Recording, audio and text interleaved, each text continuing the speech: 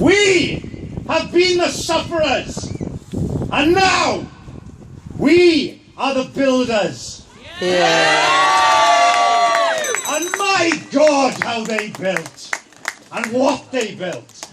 Every bit as much a wonder of the world as any architectural marvel or any natural miracle. The National Health Service. A truly monumental vision.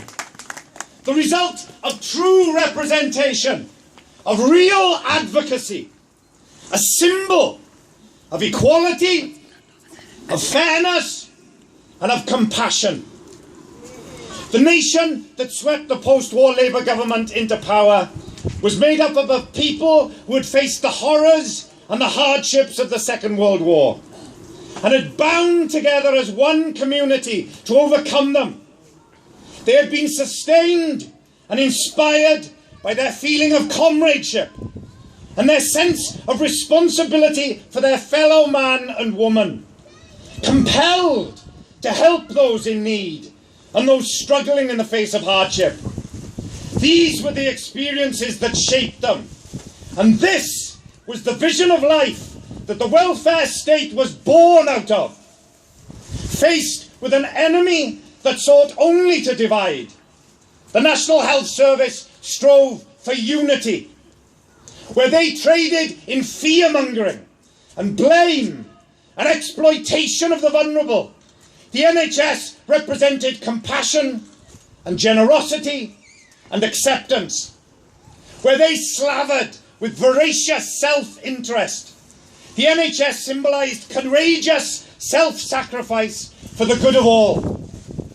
In his book, In Place of Fear, Bevan said, "The collective principle asserts that no society can legitimately call itself civilised if a sick person is denied medical aid because of lack of means."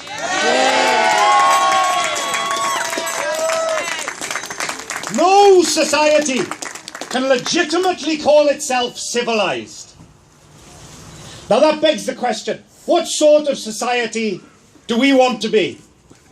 Civilised! What is our vision for ourselves? Compassion! What are the qualities and the principles that we aspire towards and choose to defend because it is a choice?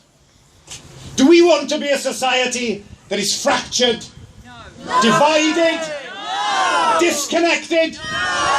Do we want to be a society that is suspicious and mistrustful of its own people? A society that is exploitative, that sees people as commodities, as numbers, mere instruments of profit, to be used while they have use, drained of whatever they can offer, and when they are seen as no longer useful, just abandoned, cut adrift, preferably unseen and never again heard from?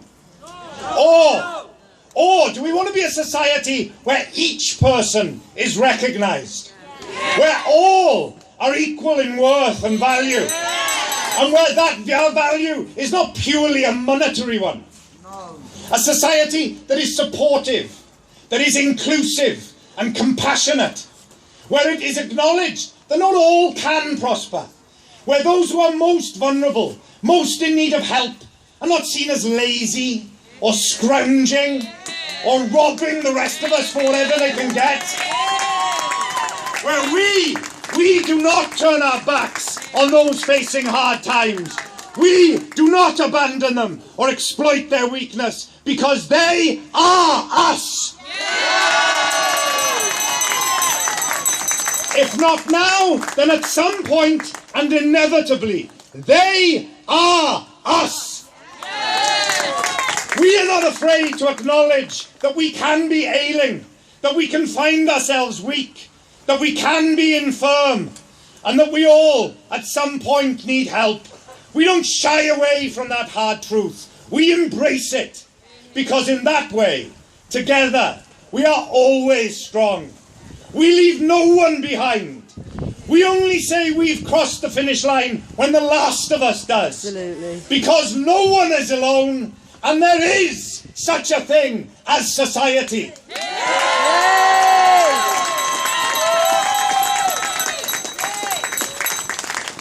This is what I believe to be Aneurin Bevan's vision of a living tapestry of a mixed community, as he said.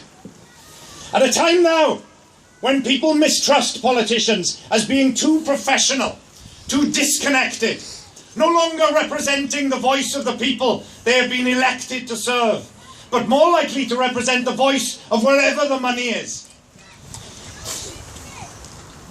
No longer standing for anything meaningful or inspired by strongly held beliefs.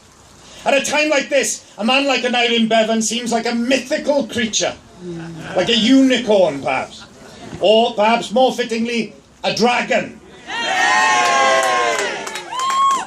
He didn't care what the polls were saying. He didn't worry about his PR or what the current popular trends might be. His vision was long-term.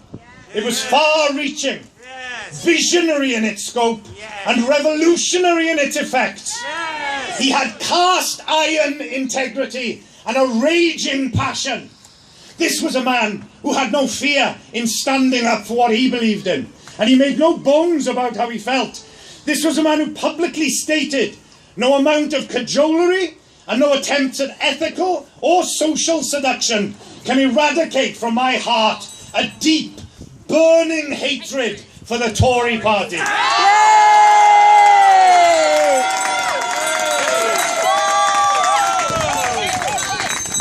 In today's political climate, where politicians are careful, tentative, scared of saying what they feel for fear of alienating a part of the electorate, where under the excuse of trying to appear electable, all parties drift into a morass of bland neutrality, and the real deals, the real values we suspect, are kept behind closed doors. Yes. Is it any wonder that people feel there is very little to choose between?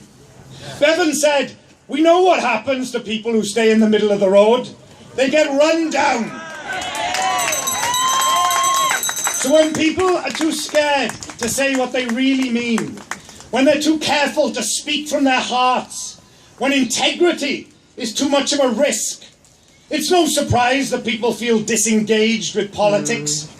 There is never an excuse to not speak up for what you think is right. Yes! You must stand up for what you believe. Yay! But first of all, by God, believe in something. Yay! Because there are plenty out there who believe in grabbing as much as they can for themselves. Absolutely. Constantly sniffing around for markets to exploit, for weakness to expose. They won't say it, of course. They're too smart for that. No one says they want to get rid of the NHS. Everyone praises it across all parties. It is about as powerful a symbol of goodness that we have. So it would be too dangerous not to. But for decades now, there has nevertheless been a systematic undermining of its core values. This is beyond party politics.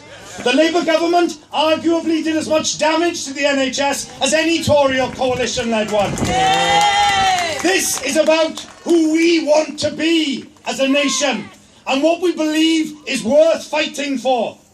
Too many people have given too much and fought too hard for us to give away what they achieved and to be left with so very little. To those across the whole party political spectrum, and to anyone in any position of power or authority, I ask you to search your heart and look at who and what you serve. To those who have discarded all principles save that of profit before all else. To those who have turned their backs on the very idea of a truly democratic society and aligned themselves to nothing but self-interest.